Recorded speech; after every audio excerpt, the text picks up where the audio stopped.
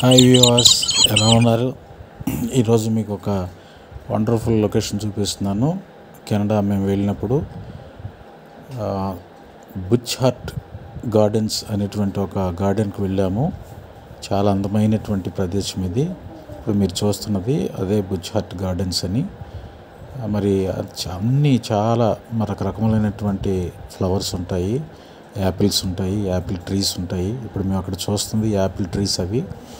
ఇవన్నీ కూడా చాలా అద్భుతంగా అక్కడ ఉంటాయి. అన్నీ కూడా మొత్తం గులాబీ పువ్వులు ఎక్కువగా ఉంటాయి. రోజెస్ వచ్చరవి యాపిల్, ఇవి రకరకాలైనటువంటి చెట్లు, రకరకాలైనటువంటి క్రాటన్స్ వచ్చారా, ఆ లీవ్స్ ఎలా ఉన్నాయి అంత చక్కగా.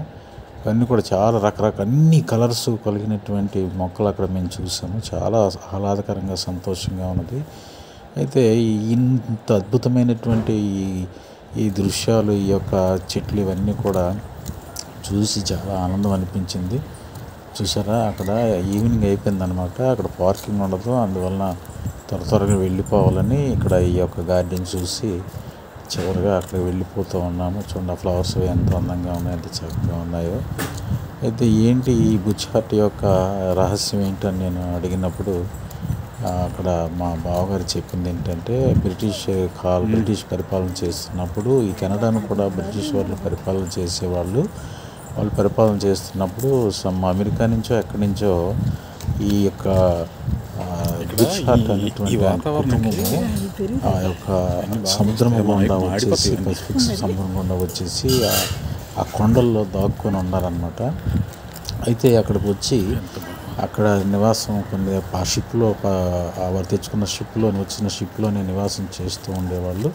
ఆ తర్వాత కొన్ని మొక్కలు అక్కడ వారు చూసారట. వాటిని అలాగా డెవలప్ చేసి ఆ మొక్కల్ని మరి రకరకాలైనటువంటి మొక్కలు అక్కడ తీసుకొచ్చి వాటిని వేసి మరి ఈ రోజున చాలా అద్భుతమైనటువంటి చాలా మనం నడవలేనంత దూరం ఉంటుంది ఆ గార్డెన్ అంతా కూడా. అంత గార్డెన్ తయారు చేశారు ఆ రోజున వాళ్ళు.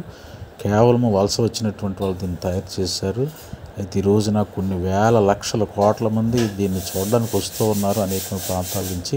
దీని ద్వారా కెనడా దేశానికి గొప్ప ఆదాయము $1 మిలియన్ మరి వస్తూ ఉన్నాయి. అసలు ఒక చిన్న పని చేసి ఎంత గొప్ప విజయాన్ని ఈ బుచ్ హట్ యొక్క ఫ్యామిలీ మరి చేసిందో మనం గుర్తుపెట్టుకోవాలి. అందుకనే చిన్నదానిలో మనం నమ్మకంగా ఉంటే దేవుడు ఉన్నతమైన స్థితిలో మనల్ని ఆశీర్వదిస్తాడని దానికి ఇది ఒక నిదర్శనము. ఇలా చూస్తేనే చాలా ఆశ్చర్యంగా ఉంది. మేము ప్రత్యక్షంగా చూసి చాలా సంతోషించాము. దేవునికి మహిమ కలుగునుగాక.